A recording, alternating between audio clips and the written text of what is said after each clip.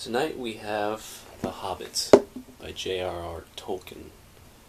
Now, this is a beautiful book. Now, I know that's kind of weird saying that, but it pretty much is a beautiful book in its language, its imagination, the scope, the message, which I think it does have a message.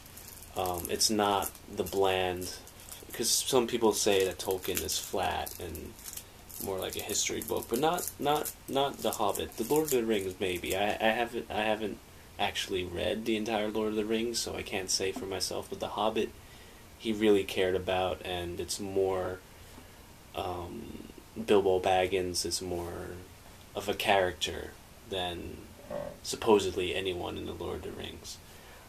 So he cared a lot about this one. Now Tolkien is basically like the grandfather of all modern fantasy stories, and not just books, but in video games or anime and things like that. Everything eventually borrows back to Tolkien. And this book I would highly recommend if you haven't read any fantasy at all and kind of want to try it out and see where it goes. This is an adventure story. It's an adventure story and it's meaningful. This is the kind of book that you would read, that I would read to like my kids and my grandkids and my great-grandkids and so on and so forth if I ever live that long. But it's that kind of book. And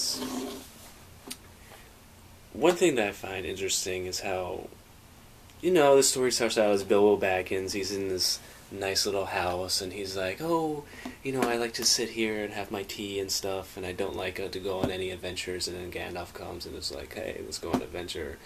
And we always see Bilbo and think, oh, haha, he's like this recluse in his little hobbit hole. We're not like him. But the more I think about it, yeah, even if you think you're not like Bilbo, you kind of are like Bilbo. Because as I was reading this story, I realized this story is about not just an adventure, but like an adventure where you're going to be forced to be uncomfortable. You're going to be sleeping in the middle of nowhere. It's going to be cold. And I particularly remember when he first left and he's like, oh, where's my handkerchief? We need to go back and get my handkerchief. And the dwarves are like, no, we have stuff of our own. Don't worry about it. I was thinking, what if one of us were to go on a random adventure and we'd be excited, but then we'd be like, oh no, where's my phone? Where's my, my smartphone, or like my Game Boy, or like things like that. Like, I need these things. But, when you're really going on an adventure, you have to let go of those things, And we all have things like that, little tiny things that we get attached to. But if we really want to go on something, for fame and fortune, if we really want to follow our dreams, it's something corny like that, you have to let go of the little things. And the little things, eventually in the end, they mean nothing. And Bilbo actually, he develops throughout the story. Like, I thought it was going to be boring, because I read, this is actually the first story that I reread. I read it when I was little, and I vaguely remember it. And when you're little, you kind of don't understand what you're reading, and you think things differently, and you might get confused at some words and things like that. And when I reread it, I was like, wow, this is an awesome, I just read it like that. I was so warped into it, and it was really fun and engaging, and it was awesome. It was really awesome. And I don't want to give away what happens at the end, obviously, but Bilbo does something to the dwarves. And I kind of see him, like, at the end of the book, he evolved not only to learn how to get out of his house and,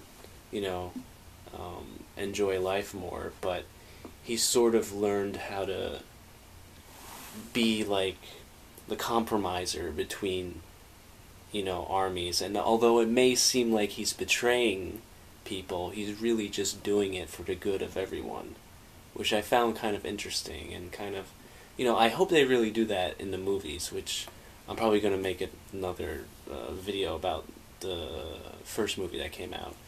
But I really hope they focus on that by the last movie, because if they don't, then I'll be really disappointed. But yeah, The Hobbit, it's awesome. Go read it. You know, especially if you're into fantasy. Like, I think this is like required reading if you're into fantasy, because it's really good. It's really